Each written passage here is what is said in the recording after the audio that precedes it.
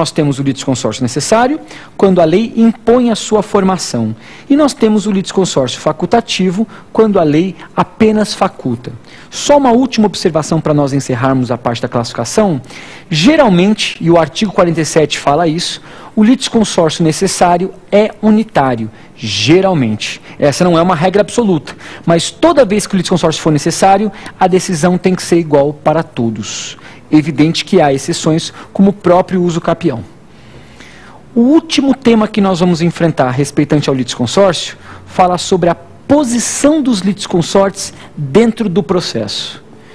Meus amigos, essa é a parte mais importante, trabalhar com a posição dos litisconsortes dentro do processo. Explico para vocês de maneira mais clara. Nós temos vários litisconsórcios no processo, no polo ativo ou no polo passivo, e evidentemente que esses litisconsortes, autores ou réus, poderão praticar atos processuais, recorrer, contestar, confessar, e aí vem uma questão interessante. Se nós temos, por exemplo, 4 litisconsórcios no processo, e apenas um deles contesta, a contestação atingirá a todos ou não?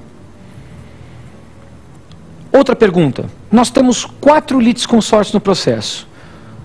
Todos eles podem recorrer da decisão que lhes foi desfavorável, mas somente um recorre. O recurso aproveita a todos ou não?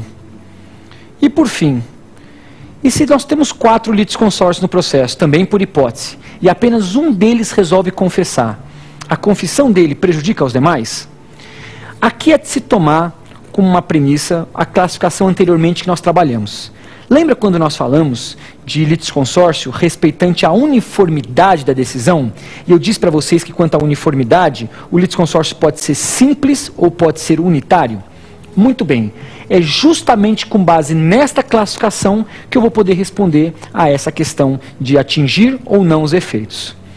Se o litisconsórcio for simples, evidentemente que a decisão não precisa ser igual para todos. Não sendo igual para todos, claro que o recurso de um não ajuda nem atrapalha os demais. Vamos simular isso. Então a gente tem que entender que o litisconsórcio será simples para fins de posição do litisconsórcio. Se a parte recorrer, os atos e omissões de um não ajudam nem atrapalham aos demais. Nenhum ato. Então, sempre que a parte praticar um ato e o litisconsórcio for simples, os seus atos não ajudam nem atrapalham aos demais. Esta resposta, na verdade, não se aplica ao litisconsórcio unitário. Por quê? Porque o litisconsórcio unitário, a decisão tem que ser igual para todos. Então, nós obrigatoriamente vamos ter que fazer uma função expansiva do ato do litisconsórcio. Explico melhor a vocês. Nesses casos, quando um pratica o ato atinge aos demais. Então, se um litisconsorte recorreu, o recurso dele aproveita aos demais. É o que preconiza a regra do artigo 509 do CPC.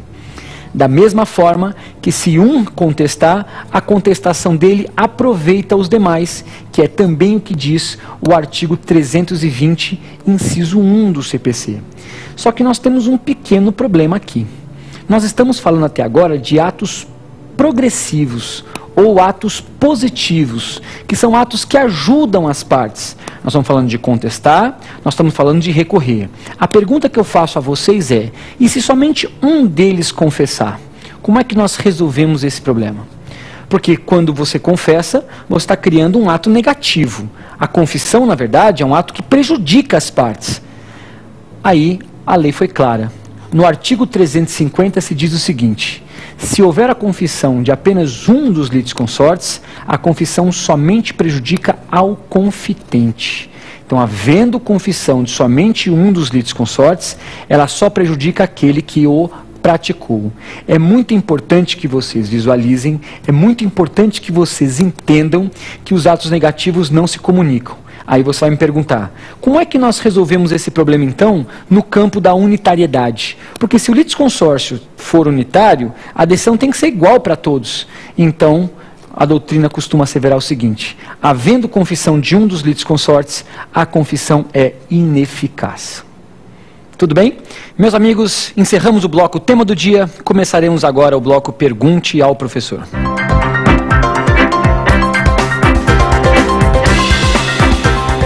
Olá, meus amigos, vamos dar continuidade ao nosso programa no bloco Pergunte ao Professor. Vou responder perguntas dos alunos de todo o Brasil. Vamos lá.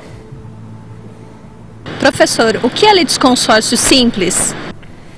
Muito bem, minha colega. Litisconsórcio simples é uma modalidade de classificação de litisconsórcio.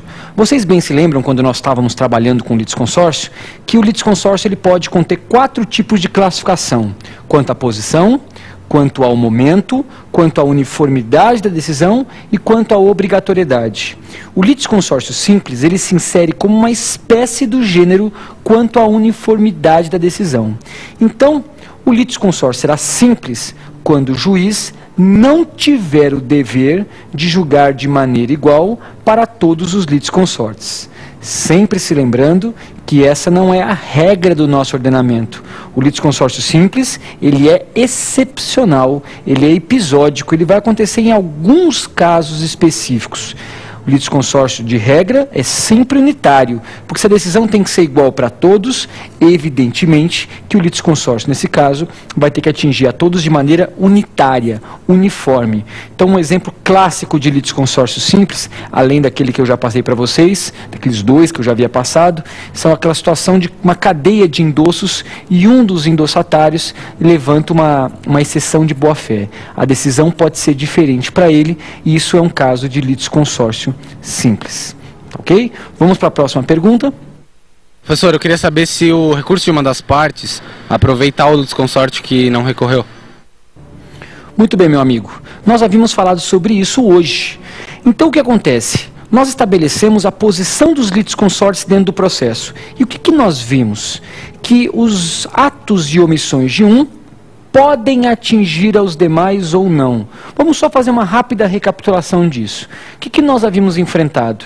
Quando nós estamos trabalhando com litisconsórcio, nós temos que lembrar que quando o litisconsórcio for unitário e quando o litisconsórcio for simples.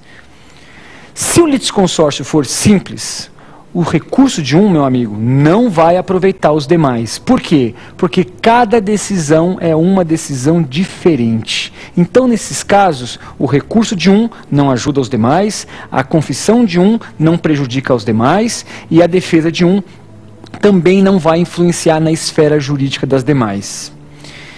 Entretanto, se nós estivermos falando do litisconsórcio unitário, a decisão tem que ser igual para todos. Então o juiz vai se deparar com uma situação no mínimo estranha. Porque se somente de 4 litisconsórcios, por exemplo, somente um recorreu, o juiz tem 2 opções. Ou ele vai fazer com que o recurso desse sujeito não seja aproveitado, porque a decisão tem que ser igual para todos, ou ele vai ser obrigado a fazer com que este recurso aproveite os demais. É uma expansão subjetiva da eficácia do recurso. Nesse caso, evidentemente, que o juiz vai ter que optar em fazer com que o ato de um ajude aos demais. Então, o recurso apresentado por uma das partes vai incidir na esfera jurídica daqueles demais que não recorreram. Se fosse o simples, somente o recurso de um subiria e os demais, a decisão para os demais, haveria transitado em julgado.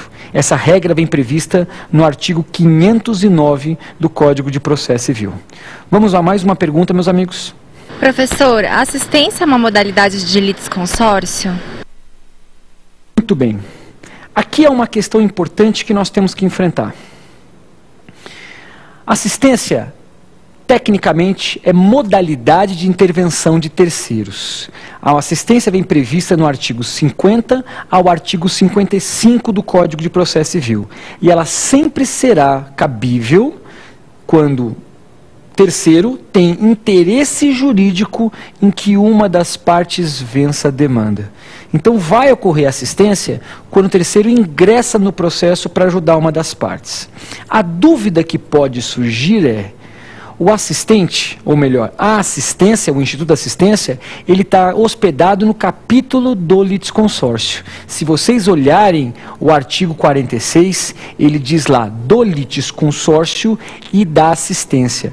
Só que isso foi um erro topográfico do juiz, desculpem, do legislador.